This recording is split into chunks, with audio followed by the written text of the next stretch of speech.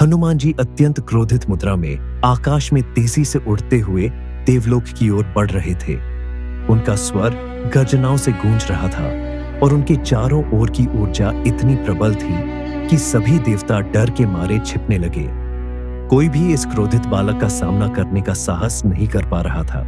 तभी हनुमान जी ने दिशा बदलकर यमलोक की ओर रुख किया।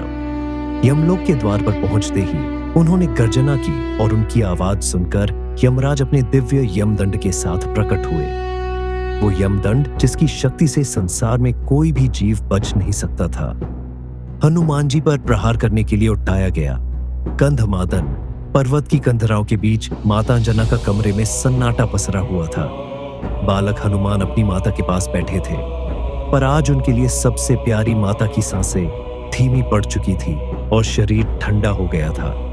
हनुमान जी की कांपती हुई आवाज गूंजी, माँ मेरी माँ, आंखें खोलो, मुझे मत छोड़ो। माता अंजना ने बड़ी कठिनाई से अपनी आंखें खोली और अपने पुत्र के गालों को स्पर्श किया।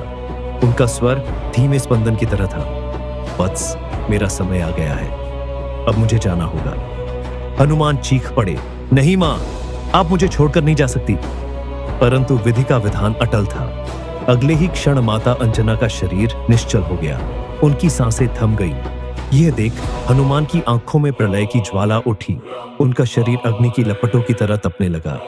उनके भीतर का रुद्र जाग उठा और उनकी एक चीख से संपूर्ण ब्रह्मांड कांप उठा।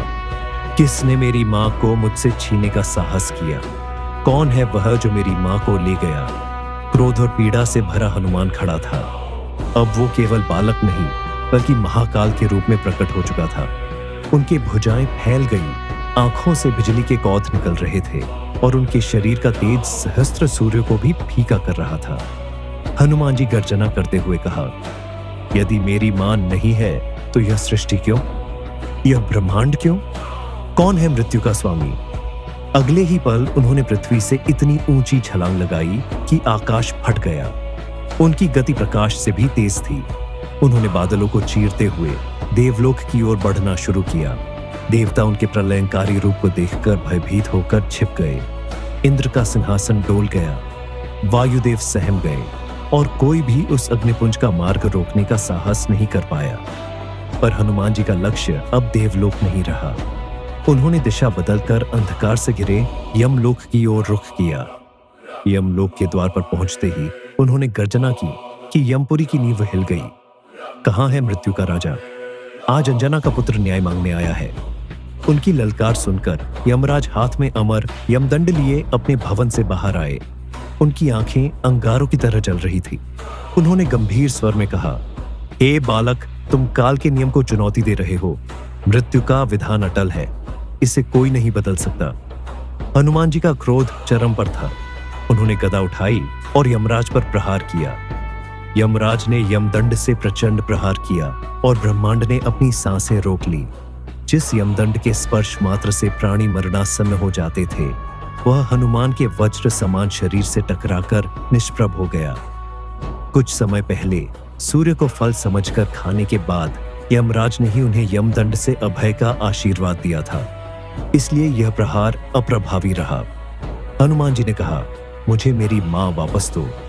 पर यमराज के मना करने पर हनुमान ने गदा से ऐसा प्रहार किया कि यमलोक की धरती कांपने लगी।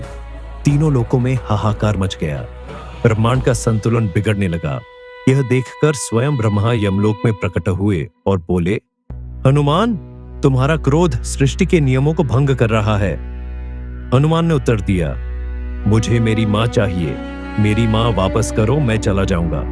ब्रह्मा ने कहा, यह सृष्टि के नियम के विरुद्ध है, तुम वापस जाओ। हनुमान जी अत्यंत दुखी होकर जोर जोर से रोने लगे। उनके रोने की ध्वनि इतनी प्रबल थी कि तीनों लोग कांप उठे। तभी भगवान विष्णु प्रकट हुए। उन्होंने माता अंजना के प्राण हनुमान को सौंप दिए। जैसे ही माता अंजना के शरीर में दिव्य प्राण लौटे, उनके मुख से पहला शब्द निकला, हनुमान। अगर हनुमान जी की भक्ति और मां अंजना का यह प्रेम आपके दिल को छू गया हो तो वीडियो को लाइक करें और चैनल को सब्सक्राइब जरूर करें।